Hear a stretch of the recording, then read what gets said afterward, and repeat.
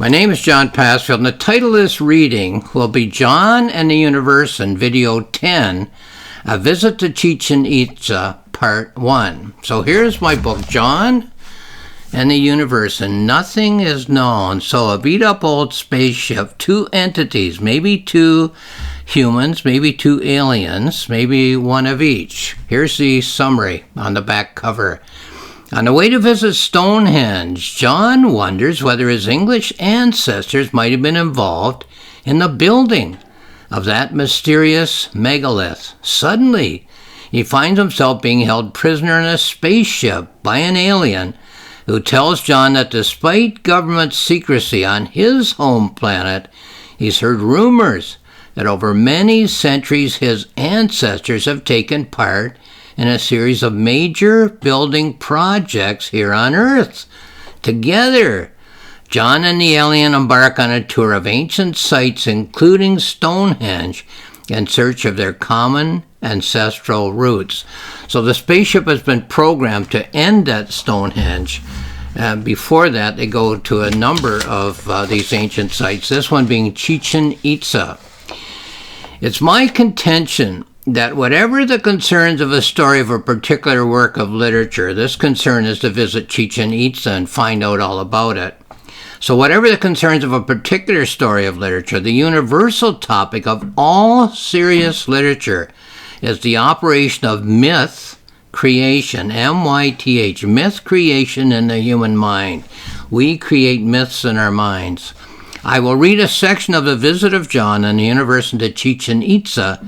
Then I will consider mythical elements in the story of the Earthling and the alien. So let's go to page 39 for the first part of that visit.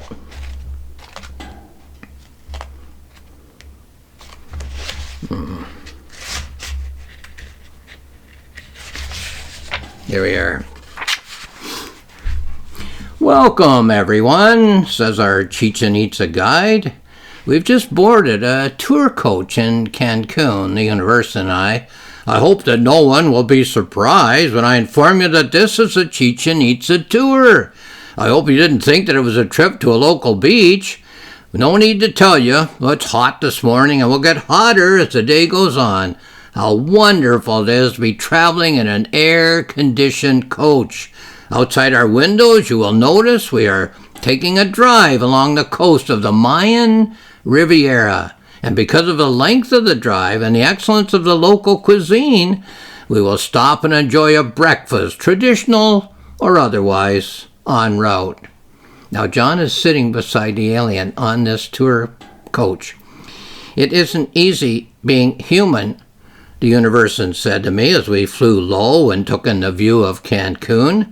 Although his gait as he hobbles along is ungainly, the twisted ankle from Machu Picchu is not apparent, it seems, to anyone but me.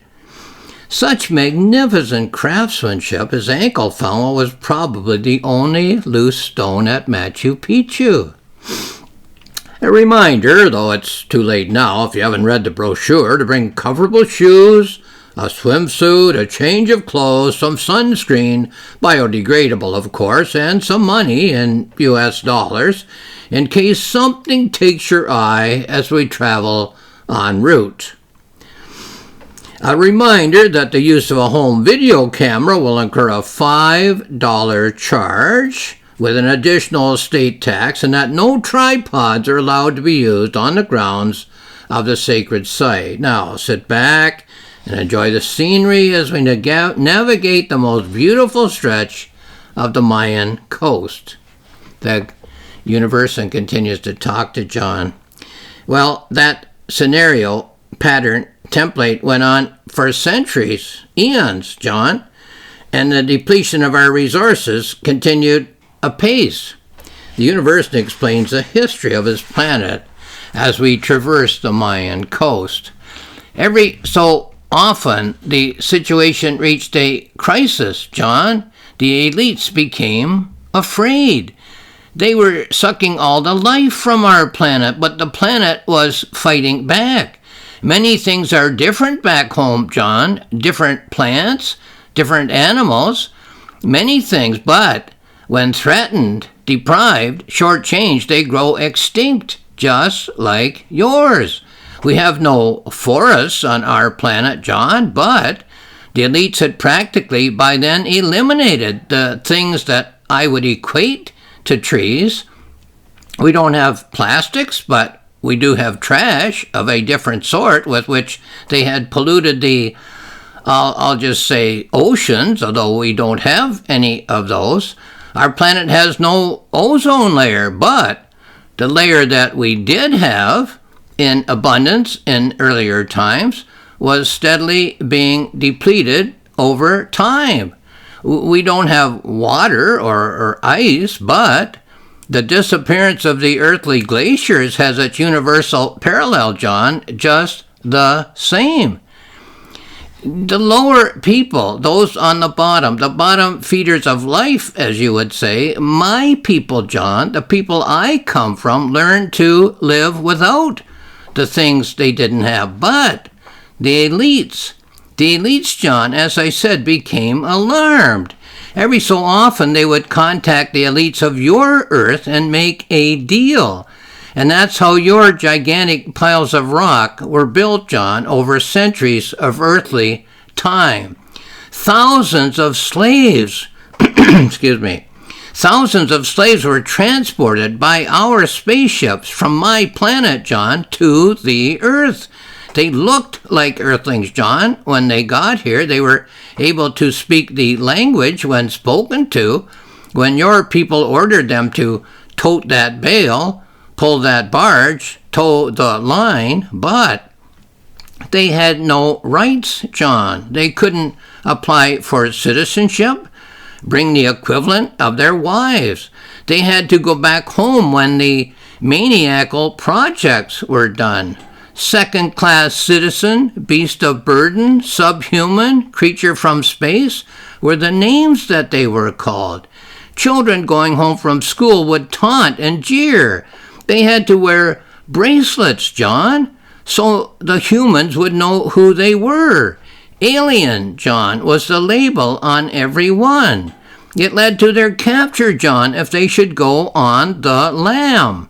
Oh, when I think about these, not days, John, these centuries of infamy, fierce indignation lacerates not my heart, John. I have no heart. My Universan life support system is what I should say, though Universan is a made-up term, as you know. Every few hundreds or thousands of years, there would be massive airlifts of workers from my planet to yours to work on what rumor referred to, John, as the megalith of the day. No earthly project was too asinine, too grotesque, too bizarre. The bigger the folly, the bigger it seemed was the plan. A stick in the dirt would show the equinox on Earth. Its shadow is cast by a tree. It's easy to dream in large blocks when someone else can be flown across light years to heft that dream nightmare, John. A dream to your people, a nightmare to ours, to sweat and strain as they shoulder that heavy load. Every outrageous, ridiculous idea was turned into stone. Common sense was never consulted. Why not construct these projects at source? Massive boulders were brought from hundreds of miles away. Crushing rocks were placed on their full human backs as my ancestors sank to their full human knees. The human toll, the non-human toll, I should say, was enormous, so I am told. When a worker keeled over, John, the body was speedily whisked away. There are mass graves on empty planets, though no records show where they are.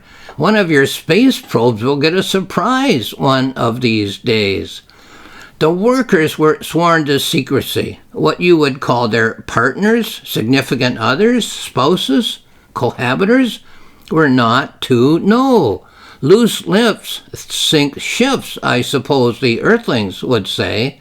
Lips and ships, John, though not spaceships, are human terms. The workers were going away to who knows where. Their kindred wouldn't have known, John, whether a worker would ever return. Some did come back, of course, John, and legend tells us that many, untold and unknown, were never the same.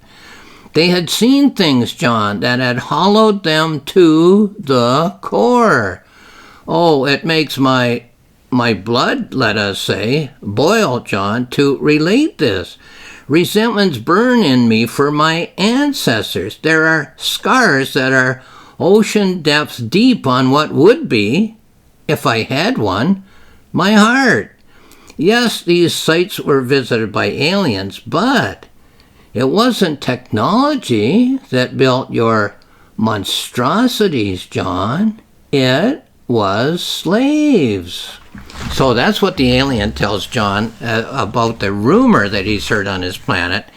He's visiting, with John as his prisoner, the megaliths of the earth in order to find out whether it's true that aliens were brought here as slaves to build those megaliths. Now, a word about myths, M-Y-T-H-S. In the play Romeo and Juliet, the two lovers meet on the night of the Capulet Ball. In his mind, Romeo forms a myth of himself and Juliet as the perfect lovers.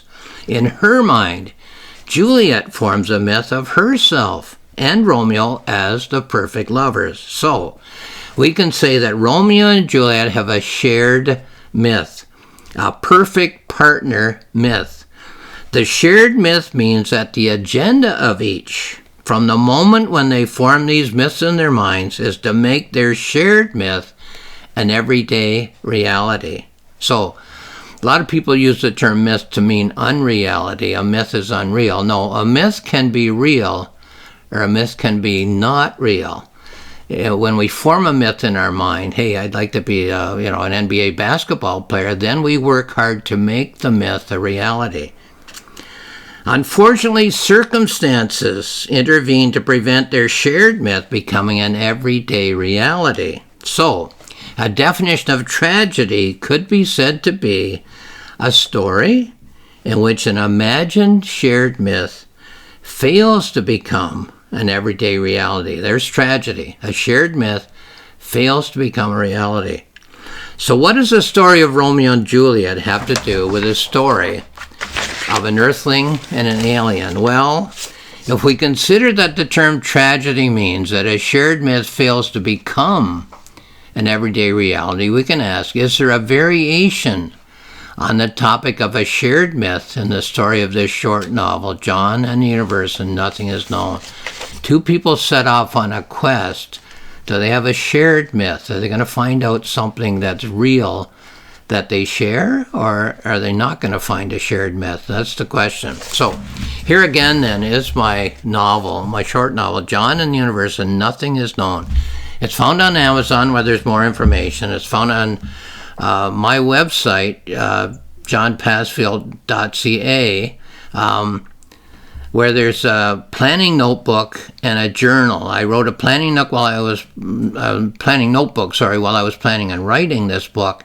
You can read it by simply tapping on the cover icon.